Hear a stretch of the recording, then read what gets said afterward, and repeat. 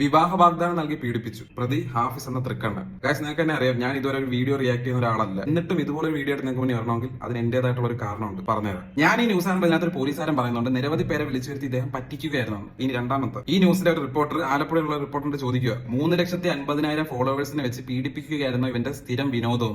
3 ലക്ഷം ഫോളോവേഴ്സിനെയും വെച്ച് ഇത്തരത്തിൽ വിവാഹ വാഗ്ദാനം നൽകി പീഡിപ്പിക്കലായിരുന്നു ഇദ്ദേഹത്തിന്റെ പ്രധാനപ്പെട്ട വിനോദം. ക്കെതിരെ ഇപ്പോൾ ഒരു പരാതിയാണ് ഉയർന്നു വന്നിരിക്കുന്നത്. എന്തോന്ന് ചോദ്യോടെ ഇത്. എന്നിട്ട് അവൻ തന്നെ പറയുന്നുണ്ട് ഒരു പരാതി വെച്ചിട്ട് അവനെ ജഡ്ജ് ചെയ്തിട്ട് പറയുകയാണ് പീഡിപ്പിക്കുന്നതാണ് ഇവന്റെ സ്ഥിരം വിനോദം, അത് 3,50,000 ഫോളോവേഴ്സിനെ വെച്ച്. അപ്പോൾ ആലപ്പുഴയിലുള്ള റിപ്പോർട്ടർ തിരിച്ചു പറയുകയാണ്, വിദ്യാഭ്യാസം ഇല്ലെങ്കിലും ഒരുപാട് ഫോളോവേഴ്സ് ഉണ്ടെന്ന്. വലിയ വിദ്യാഭ്യാസം ഇല്ലെങ്കിലും ഇൻസ്റ്റാഗ്രാമിൽ 3,65,000 കണ്ടില്ലേ?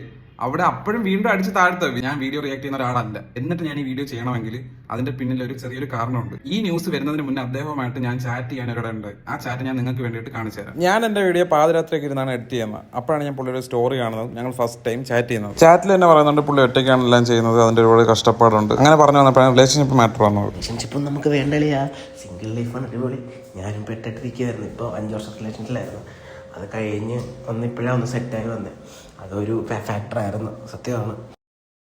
പിന്നെ ഇങ്ങനെ ഒരു വാർത്ത വരുമ്പോൾ എന്തായാലും ന്യൂസുകാർ അവരുടെ റീസൺ ഉണ്ട് എന്തെങ്കിലും ആണെന്ന് പറയും. പക്ഷെ നമ്മൾ ചെയ്യേണ്ടത് ഒരു കുറ്റം ഒരാളെ ആരോപിക്കുമ്പോൾ അതിന് നെഗറ്റീവും പോസിറ്റീവും സൈഡ് അറിഞ്ഞതിന് ശേഷം മാത്രം പ്രതികരിക്കുക. അല്ലാതെ ഒരു വാർത്ത വന്നവനെ അതിനെ കണ്ണുടച്ച് വിശ്വസിച്ച് അതിനെ പ്രതികരിച്ച് അത് കുളവാക്കരുത്. ഒരു കാര്യം ഞാൻ എടുത്തു പറയാം, ഞാനിത് പുള്ളിയെ ന്യായീകരിക്കാൻ വേണ്ടി ചെയ്യുന്ന വീഡിയോ അല്ല, മറിച്ച് ഈ മീഡിയാസ് ഒക്കെ ഇതുപോലെ ഒരു പ്രശ്നത്തെ പറ്റി മൊത്തം പഠിക്കാതെ ചുമ്മാ ഒരാൾ അടിച്ച് താഴ്ത്തുമ്പോൾ അത് കാണുമ്പോൾ ഒരു വിഷമം. അല്ലാതെ ഞാൻ വീണ്ടും പറയുന്നത് ഇത് ഞാൻ പുള്ളിയെ ന്യായീകരിക്കാൻ വേണ്ടി ചെയ്യുന്ന വീഡിയോ അല്ല, ബിക്കോസ് എനിക്ക് പുള്ളിയെ പേഴ്സണലി അറിയില്ല. Thank you.